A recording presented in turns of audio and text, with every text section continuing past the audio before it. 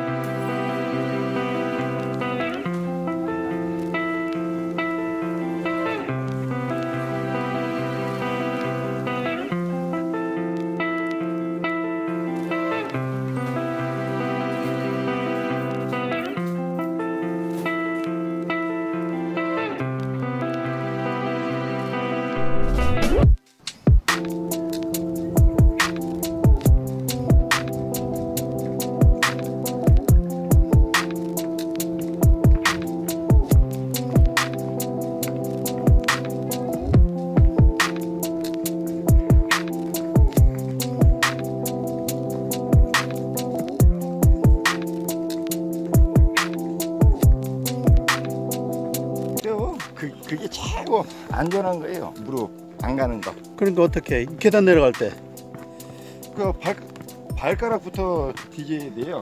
무조건. 발가락부터 디디고 네, 뒤지고 뒤꿈치가 뒤로. 뒤끝은 뒤로. 네, 뒤로 붙는 거고. 뒤꿈치부터 가거나 발바닥 전체가 무리가 많이 와요. 무릎에. 예. 관절에 엄청나요. 나이 드신 분이나 저거 이제 많고 그 비포장 내려맞기 위해서는 뒤꿈치부터 천천히 걸으면 뒤꿈치부터 걷기 시작하면 무리가 없고 편안하고 내려가요. 그러니까 나중에 그 뒤탈이 좀 네, 없어요. 무리가 없고 편안해요. 무리 집에 가셔서 운동하고 나서 집에 가도 편안해요. 무리 통증이 없고.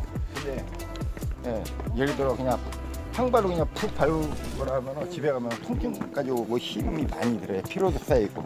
그리고 이제 우리가 또 그런 얘기도 하잖아요.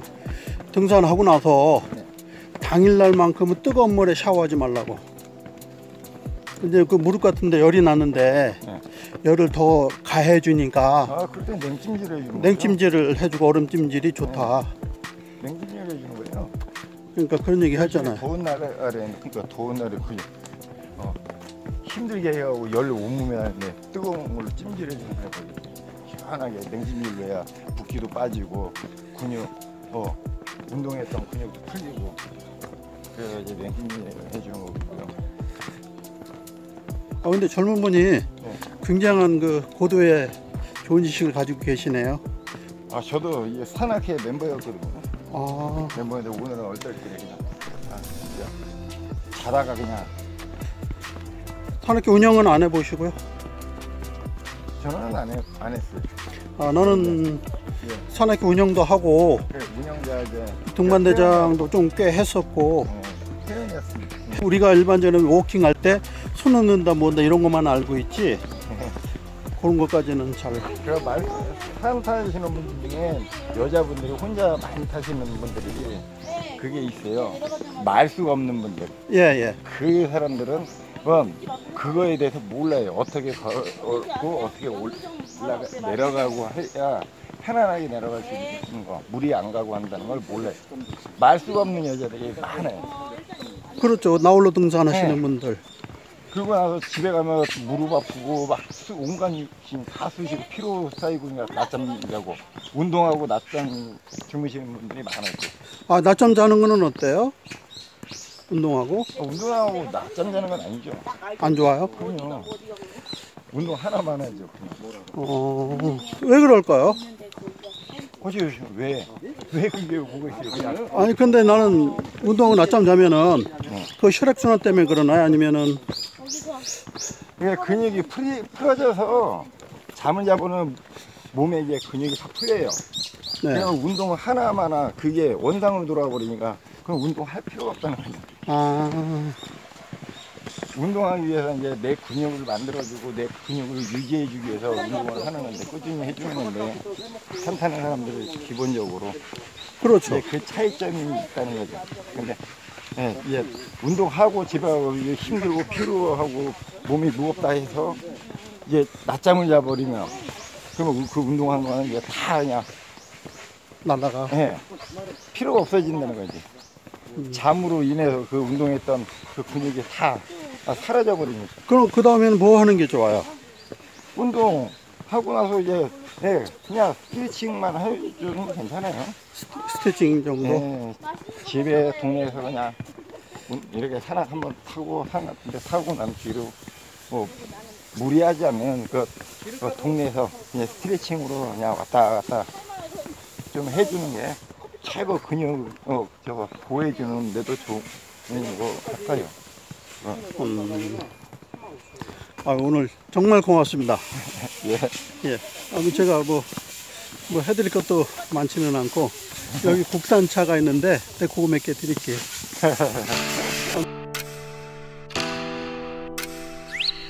산행을 하다 보면은 대중교통을 이용합니다. 이 대중교통을 이용하면은 길이 이제 그 어디로 하산할 것인가 아니면은 등산 위치 다 정하고 가는데 대중교통 이용할 때는 항상 그 길을 두 개를 알아두는 게 좋습니다. 하나는 꼭 가야 할 길, 그 다음에 그 길이 어긋날 때는 다른 길로 갈 것.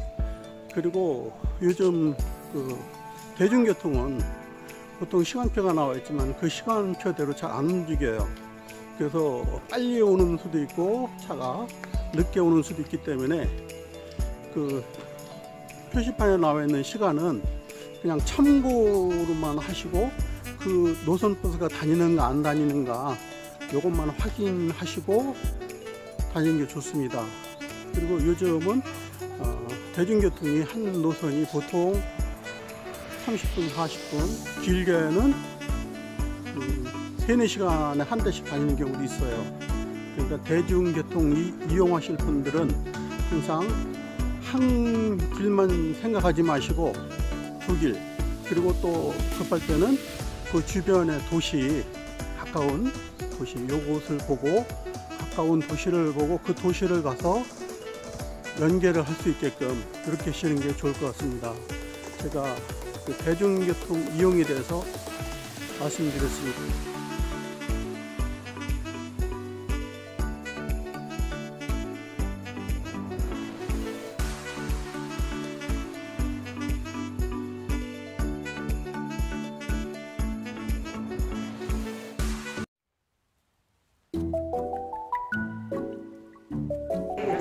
예. 네, 계양산성이라고 와보신 분들도 계실 텐데요. 계양산성은 삼국시대에 만들어진 산성이라고 알려져 있습니다. 굉장히 빠른 네, 빠른 연도로 보면은 정확한 연도는 아니긴 하지만 백제 때 만들어졌을 거라고 생각을 하고 있는데, 네, 백제가 만들기 시작해서 고구려가 사용을 했다가 신라가 마지막 주인이어서 그런지 신라의 유물이 가장 많이 남아있는 삼국시대 산성이라고 생각하시면 되겠습니다. 그래서 위치를 보시면 계양산성의 정상부가 아니라 중턱에 이렇게 만들어져 있는 계양산성의 모습이고요. 계양산성의 높이는 395m지만 계양산성은 그 계양산 중턱에 만들어진 거라고 생각하시면 되겠습니다.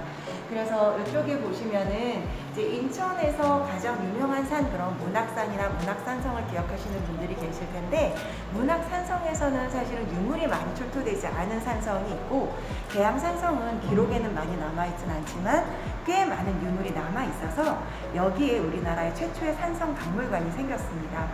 계양산성은 작년 5월에 국가사적으로 지정이 됐고요. 여기 오른편에 보시면 조선시대 지도가 4개가 있습니다. 그래서 이 조선시대 지도에서도 계양산성이 표시가 되어 있는데요. 여기 첫 번째 해동지도라고 되어 있는 이 지도에도 여기 계양산에 여기 고산성이라고 되어 있는 산성의 그림이 이렇게 남아 있습니다. 그래서 고산성이라고 써있는, 예고자를 써서 고산성이라고 써있는 이유는 여기 삼국시대, 고려시대까지도 썼던 산성인데 조선시대 오면서 아마 사용을 안 했던 모양이에요. 그래서 그냥 예고자를 써서 고산성이라고 써있는 모습이 남아있고요. 아래쪽에 이렇게 여러 개의 집들이 보이는 이유는 계양산 밑에 지금도 부평 도호부 청사, 그 다음에 부평 판교가 있습니다. 그래서 이곳이 옛날 인천의 부평의 원도심이라고 하는 걸 알 수 있고요. 여기 오른쪽에 지승이나 반여도라고 하는 지도를 보셔도 여기 계양산과 고산성, 그리고 여기도 계양산과 고산성이 표시가 되어 있습니다.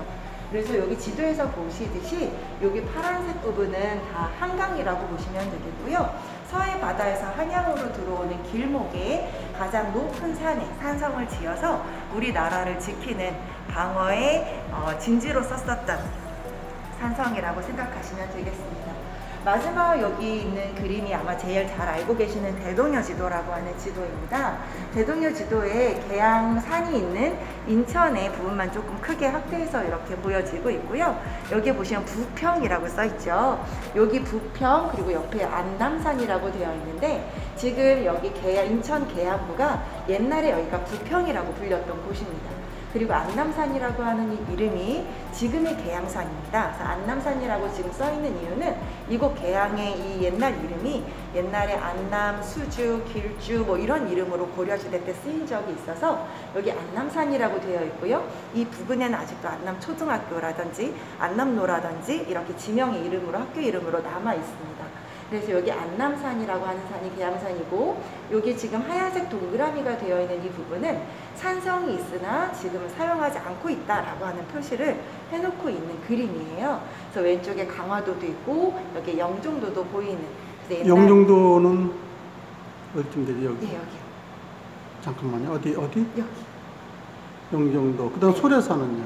소래산이요? 여기서 소래산은 저도 좀 찾아봐야 될 것 같아요. 여기가 문학산입니다. 아, 문학. 네, 여기가 인천. 문학산 문학경기장 네, 있는데. 맞습니다. 그래서 인천에는 예전에 인천부하고 부평부가 이렇게 있었거든요. 예, 있었어요. 그래서 지금도 여기에는 계양산 밑에 부평 도호부 청사가 있고, 인천에는 여기 문학산 근처에 인천 도호부 청사가 아직도 남아 있습니다.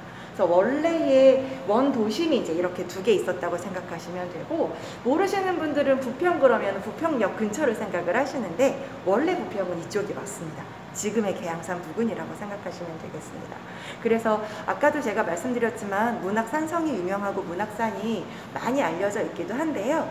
여기에 박물관이 세워진 이유는 유물이 많이 나와서예요. 근데 그 유물이 많이 나왔던 이유가 뭐냐면요. 여기 계양산성 안에 일제강점기 때부터 있었던 공동묘지가 산성 안에 있었던. 예, 공동묘지 때문에 유물이. 네, 맞습니다. 그래서 뜻하지 않게 오랫동안 땅속에서 보존이 되고 있었던 유물들이 많아서 이제 박물관을 만들고 이렇게 사적 준비를 할 때 여기에 공동묘지에 있었던 묘지들은 다 다른 곳으로 이장을 하고 거기를 이제 발굴을 하고 원형들을 지금 복구하고 있는 중에 있습니다. 꽤 많은 부분들이 복구가 되어 있고요. 워낙에 전망이 좋고 그리고 그 산세가 예뻐서 많은 분들이 찾아오시기도 합니다. 출토된 유물은 마지막 주인이었던 신라의 유물이 가장 많이 남아 있습니다. 그래서 여기 초토된 유물을 위전시실에서 둘러보시면 꽤 오랫동안 땅 속에 있었던 중요한 유물들을 많이 보실 수 있을 것 같습니다. 감사합니다. 네.